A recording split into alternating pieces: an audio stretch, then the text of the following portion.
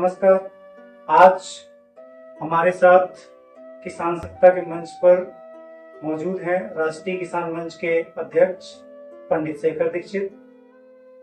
आपका स्वागत है। आज बहुत सारे जगहों पे जब बातें होती हैं और खास तौर पे जब आध्यात्मिक बातें होती है, जो स्पिरिचुअल की बात होती है, तो बहुत सारे कंफ्यूजन लोगों के दिमाग में होते हैं कि ये क्या चीज है।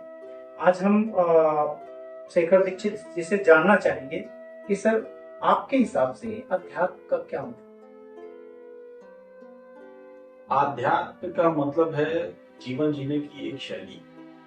आध्यात्म का मतलब है आप जिस धर्म को मानते हैं, जिस ईश्वर को मानते हैं, या आप जिस भी चीज से प्रेम करते हैं और उसको कैसे आध्यात्मिक रूप से, सकारात्मक रूप से, या फिर ये कह लें कि आप शुद्धता के साथ जीवन को कैसे जिए।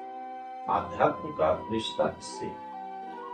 लेकिन आजकल आध्यात्म का रिश्ता राजनीतिक ज्यादा हो गया है।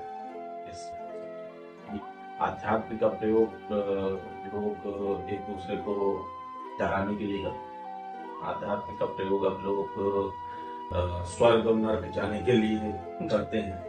आध्यात्म का प्रयोग अब लोग करते हैं बहुत सारी वस्तुओं को, भौतिक वस्तुओं को पाने। बेसिकली आध्यात्म को साधना ये था कि भौतिक वस्तुओं से बहुत अधिक लगाव और जुड़ाव नहीं करना। गड़बड़ है उसमें। ये है कि जब आप भौतिकता में अधिक जाते हैं तो आपका मोह ज्यादा होता है। अब आपको पता तो है ये सही नश्वर नष्ट होना है। 100 दिन बाद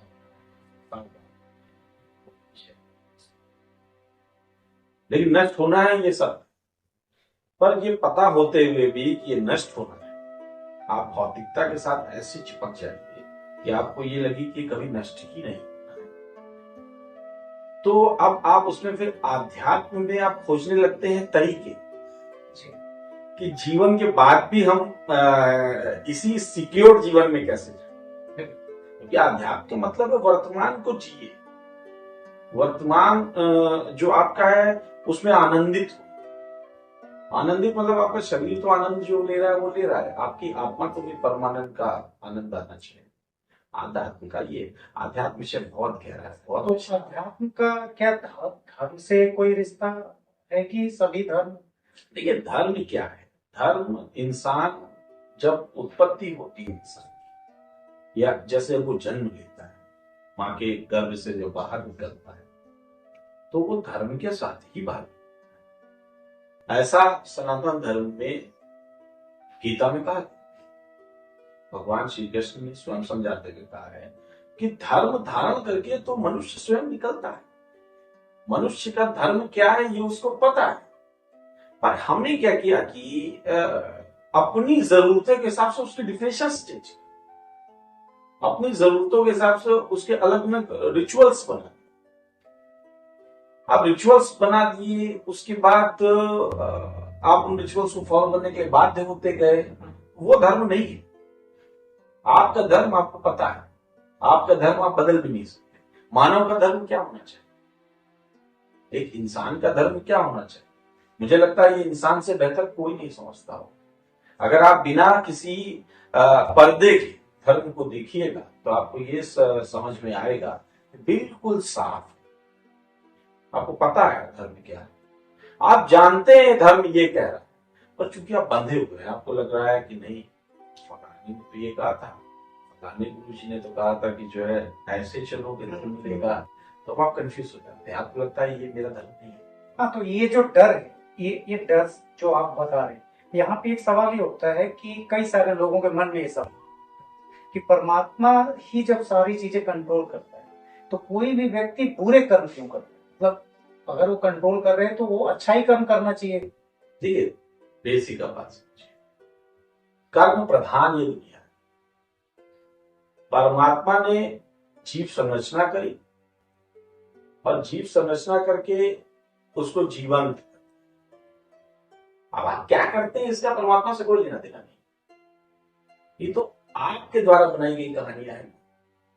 परमात्मा ऐसा सोच रहा होगा, परमात्मा के पास इतना समय,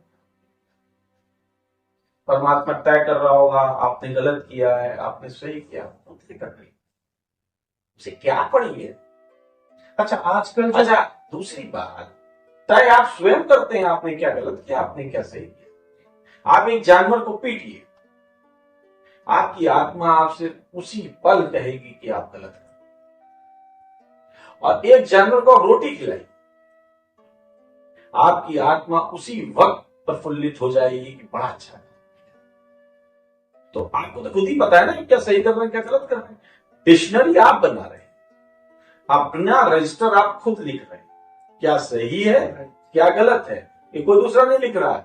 हाँ, उस रजिस्टर के सुधार के लिए आपने तरह तरह लोगों से बहुत सारे ज्ञान हासिल करने के लिए, बहुत सारे छूट पाने के लिए कहीं कहीं भगवान को चंदा दे के आते हैं, कहीं भगवान को चढ़ावा चढ़ा के चले जाते हैं। भगवान को क्या जरूरत है, जिसकी पूरी सृष्टि है उसको आप क्या दे दोगे, और क्या दे के उससे क्या मनवा लोगे।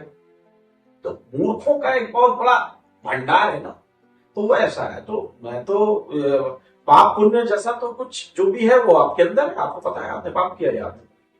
जैसे एक सवाल जो इस वक्त चूंकि चुनाव का टाइम है, तो ये सबके मन में चल रहा है, जो धार्मिक एक पूरा दिन भर टीवी पे, और एक जो डिबेट बन गया है कि मैं वो वर्ड नहीं यूज कर सकता, तो ये जो एक जो धार्मिक उन्माद, नहीं आप शब्द यूज करें, जो धार्मिक, अगर शब्द गलत नहीं है जैसे ये मंगलसूत्र वाला जो है मामला, और बहुत सारी ऐसी बातें हैं कि ये धर्म से ऐसा, मतलब एक जो धार्मिक कटुता देश में इस वक्त जो फैल रही है उसका। अच्छा एक बात बताइए, चुनाव लड़ने वाले को क्या चाहिए, जी कैसे भी चाहिए, किसी भी कीमत पे चाहिए। धर्म तो जीत हार में पड़ता ही नहीं है, धर्म की तो कोई जीत और हार है ही नहीं, धर्म तो ये मानते ही नहीं। तो वो तो एक व्यक्ति विशेष की अपेक्षाएं और आकांक्षाएं हो गई ना, जिन्होंने धर्म को उसके साथ जोड़ दिया, और धर्म को जोड़ के और हमारे पूर्वजों को जोड़ के और हमारे ईश्वर को जोड़ के, जिनको हम ईश्वर तुल्य मानते रहे, जिन जिन जिन लोगों ने मानव रूप लिया उन्होंने ईश्वर हमेशा देखे और हमने ईश्वर माना। हमने माना कि सुपर तत्व से निर्मित एक कुछ चीजें हैं जो जो दोबारा नहीं बन सकती। जैसे श्री राम दोबारा नहीं आएंगे, नहीं बन सकते।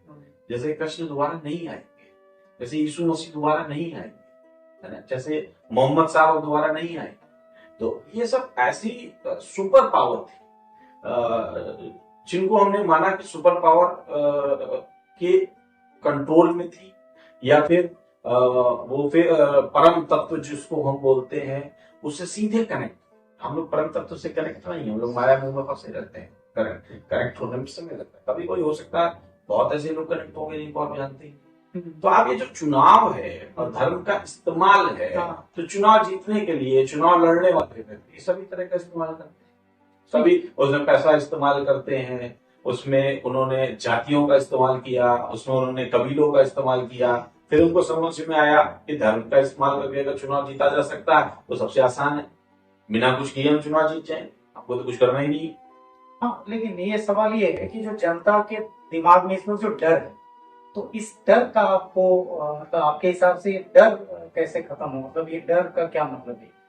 देखिए, जैसे जैसे धार्मिक अज्ञानता बढ़ती है, जैसे जैसे लोग धर्म को जानने की जगह, वो नहीं होता है एक कान से सुना, दूसरे कान को सुना, दूसरे कान से सुना, तीसरे कान को सुना, बिना जानकारी के विश्वास करने लगेंगे, जिसको कहते हैं अंधविश्वास। जैसे जैसे आपके अंदर अंधविश्वास बढ़ता जाएगा, वैसे वैसे आपके अपने धर्म का पतन होता जाएगा, और जब धर्म का पतन होता जाएगा तो डर बढ़ता जाएगा। जब डर बढ़ता जाएगा तो आप किसी की भी बात मान लेंगे। अगर मैं ये मानता हूं कि मेरा ईश्वर मेरे साथ है, मेरे अंदर है, ये जो आत्मा है यही ईश्वर है और ये मेरे साथ है, डर कैसे?